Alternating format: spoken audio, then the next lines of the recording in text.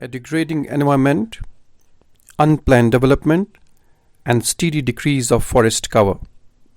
These are some of the scenes one can witness in the valley of Kashmir, which is known worldwide for its scenic beauty and pleasant weather. A study done by IIT Mandi and IIT Guwahati in collaboration with Indian Institute of Science, Bengaluru, puts Jammu and Kashmir as the third most climate vulnerable Himalayan region after Assam and Mizoram. And yet, environmental issues have never been in the limelight here.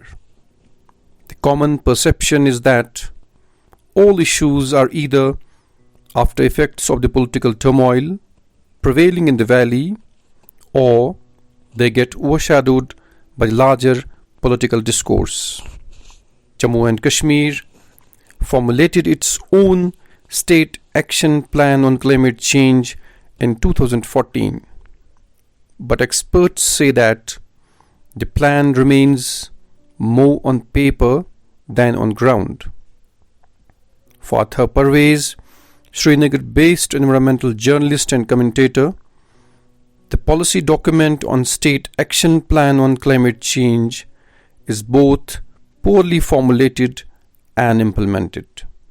According to him, barring few small projects, the action plan has hardly any impact on the ground. The State Action Plan on Climate Change, it was prepared in 2014 and submitted in the same year to the federal government. Under that plan, 11 missions were identified: a mission on agriculture, tourism, energy, sustainable habitats, and so on. But nothing significant has been achieved so far in those 6-7 years. There are just one or two projects in the area of flood management and resilient agriculture, but overall nothing significant has been done in these years. For Tariq Wani, who belongs to Pulwama district of South Kashmir and whose family is associated with cultivation of fruits, vulnerable sectors like agriculture and horticulture have not found any support in building their resilience to climate change.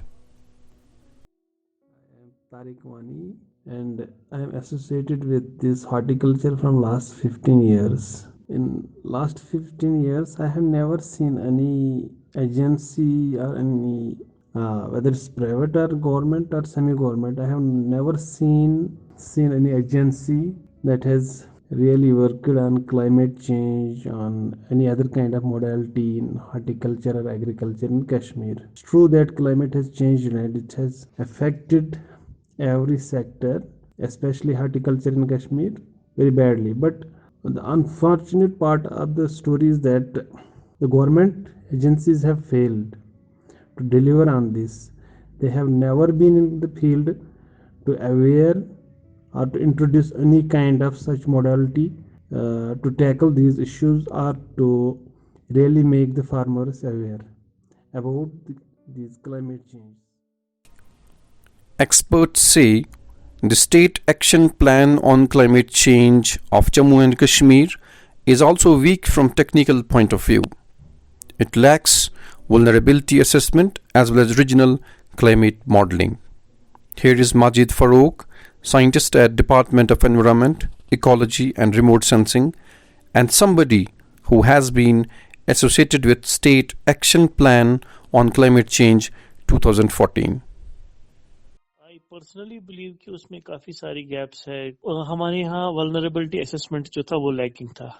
Plus one more reason is there that funding was an issue. For example, हम 6,000 करोड़ का बनाया था कि 6,000 करोड़ रुपए चाहिए तो जो है इंटरवेंशंस करने के लिए, एडेप्टेशन मेजर्स लेने के लिए, मिटिगेशन मेजर्स लेने के लिए 6,000 करोड़ रुपए चाहिए.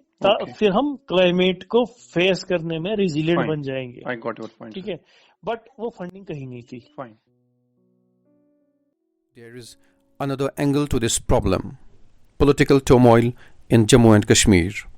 For Shakur Ahmed, international relations researcher, the decades-old conflict prevailing in the valley has pushed climate change discourse to the fringe and overshadowed it. Shakur Ahmed.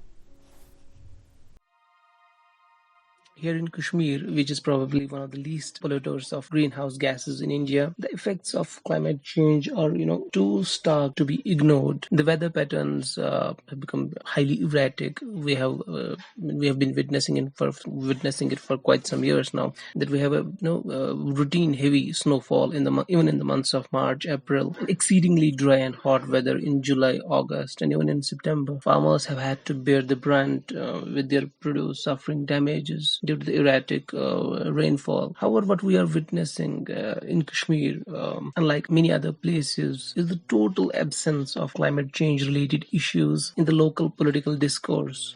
Political discourse in Jammu and Kashmir remains highly saturated with security related issues. To my knowledge, the government is yet to come up with, at least I haven't known of any framework that deals with the adverse impacts of, or that at least attempts to deal with the adverse impacts of climate change. The state has no policy for those at the margins and most vulnerable to the vicissitudes of climate change. There is no warning system for those vulnerable to calamities like landslides, flash floods, or water scarcities. There are no capacity building programs. Farmers suffering damage have not been trained or provided with alternatives, seeds, or with other adaptive techniques that allows them to adapt to the changing weather patterns.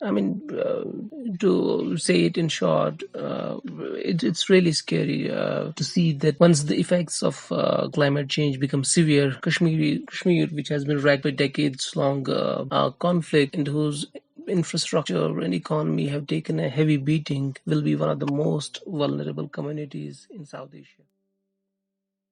A large population of Jammu and Kashmir is dependent on its glaciers, land, rivers and pastures for their livelihood.